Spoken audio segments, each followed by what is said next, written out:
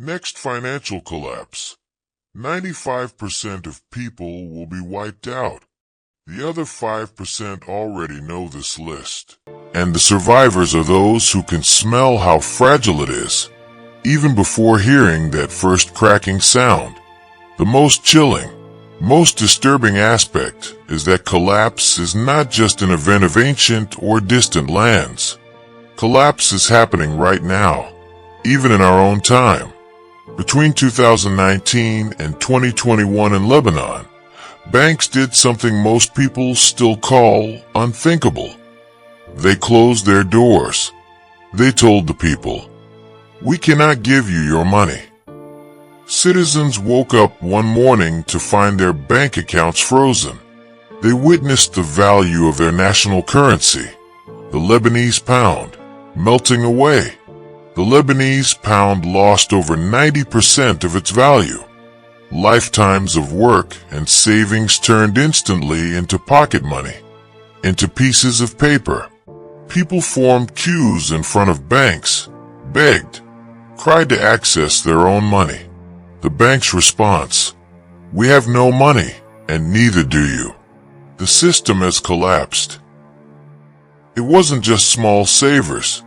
Middle-class families, retirees, doctors, engineers, teachers, everyone who trusted the system, the banks, the state, who progressed through official channels, was wiped out, reset to zero overnight. The lesson from here: the money in your bank is yours as long as the system exists. It is not a personal treasure chest you can unlock and take whatever you want from. Money in the bank is a credit you gave to the bank, and the bank can decide not to repay you this loan, to postpone it, or to give it back to you at a very low exchange rate. This can even be legal.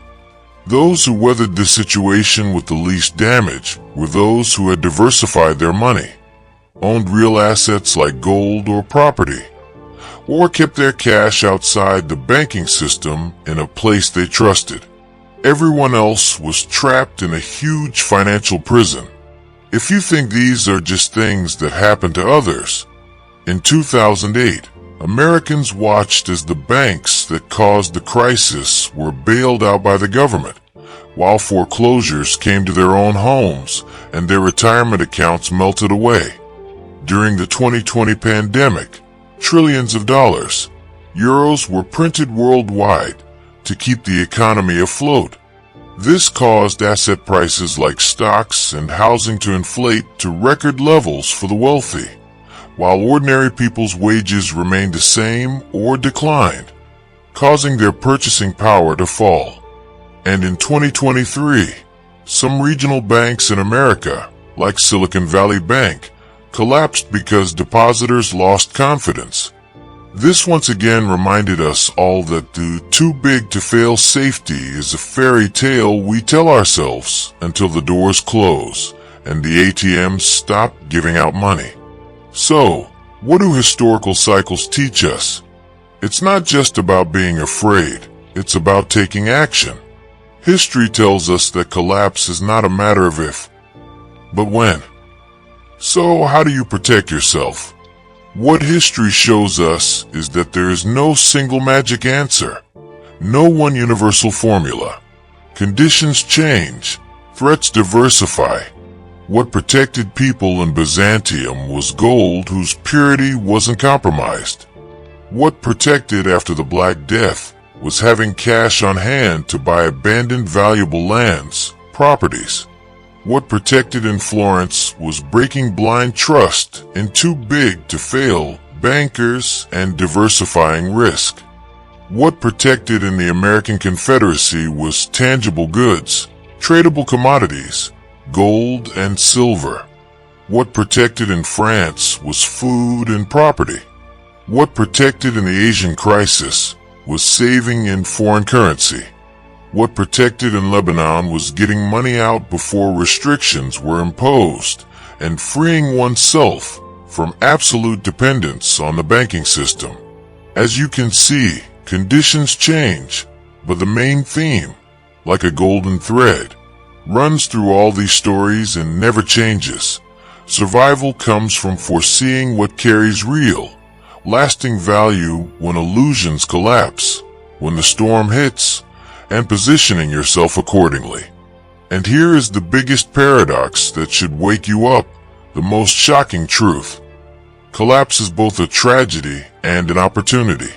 For the unprepared, collapse is an absolute destruction, an end.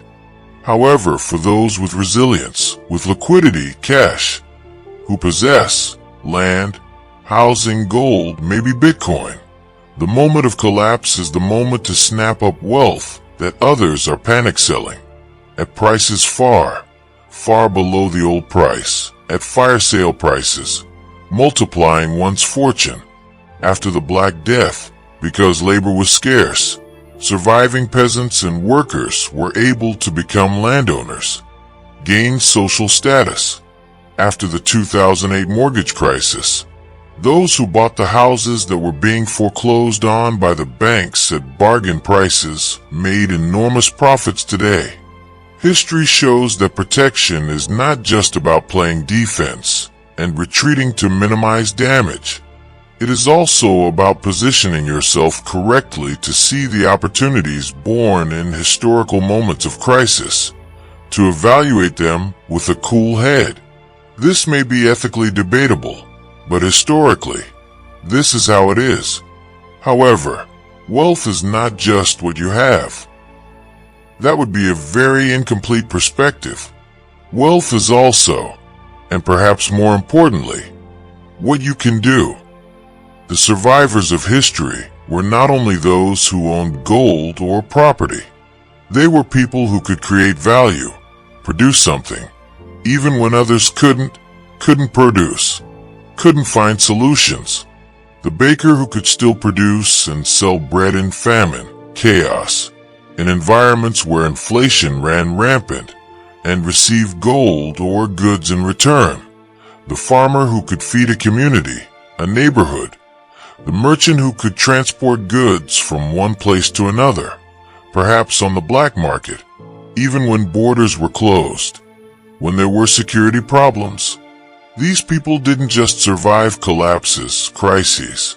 They thrived within them, became stronger, because what they produced was something always and unconditionally needed.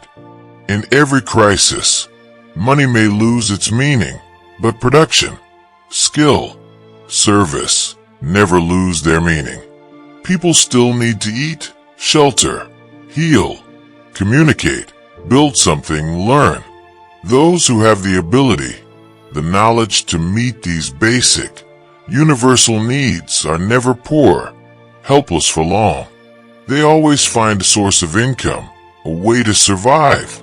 This is the more permanent and never extinguishing protection. The combination of real, tangible assets, gold, land, housing, real skills that are valuable to others, whether they pay or not, repair skills, healing, production, communication, and most importantly, the awareness that all these systems will collapse, as history has proven repeatedly.